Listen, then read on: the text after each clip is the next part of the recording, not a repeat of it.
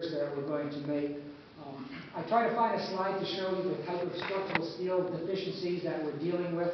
It's hard to see in this photograph because this section of steel was painted, but there are depressions in this steel from deterioration that has been painted over.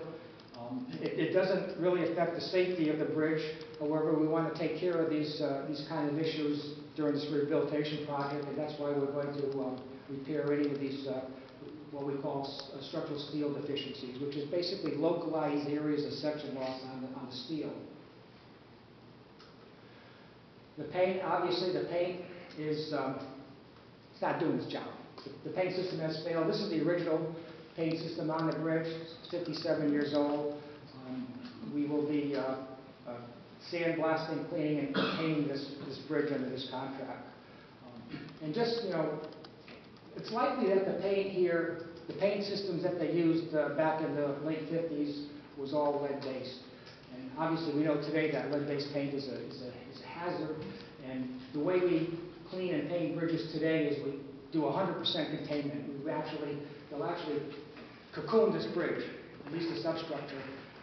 And before they start cleaning it, it'll be cocooned, and every cleaning debris that's taken off that bridge will be captured and contained and trucked off the site in a very safe manner.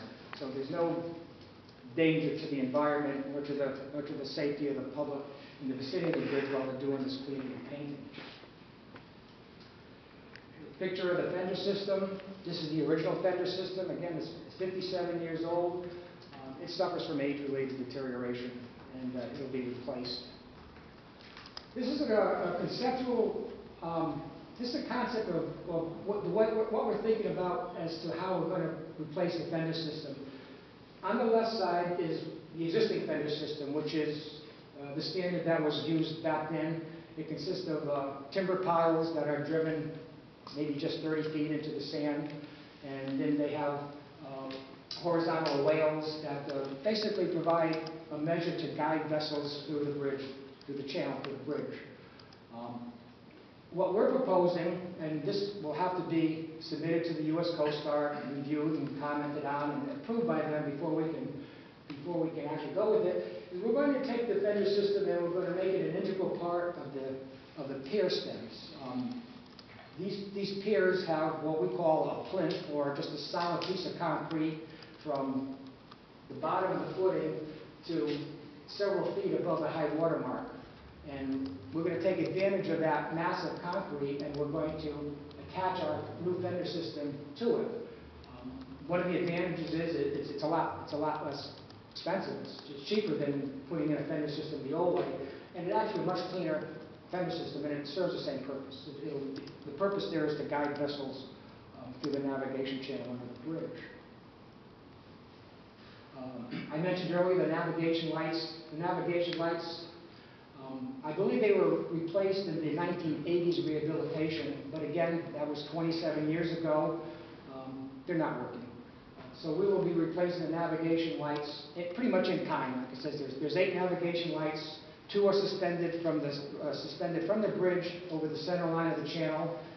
Those mark the center line of the channel, and then there's 6, 3 on each side of the fender system, which marks the edge of the fender system to guide vessels through the channel under the bridge. A picture of some of the defective approach guide rail that's been suffering from impact damage. Guide rail will be repaired, possibly replaced, possibly upgraded. We'll still be investigating how we're going to replace the worn guide rails. Here's a close-up of a deck joint. The decks have to be able to expand and contract due to temperature changes. They're very, I don't want to say sensitive, but deck joints are always an issue on bridges because of the heavy demand that they see. I mean, they're being pounded constantly by trucks and vehicles, and they have a finite life. These deck joints were repaired in the late 1980s under the last major rehabilitation project, and it's time to repair them again. So these deck joints will be repaired under this contract.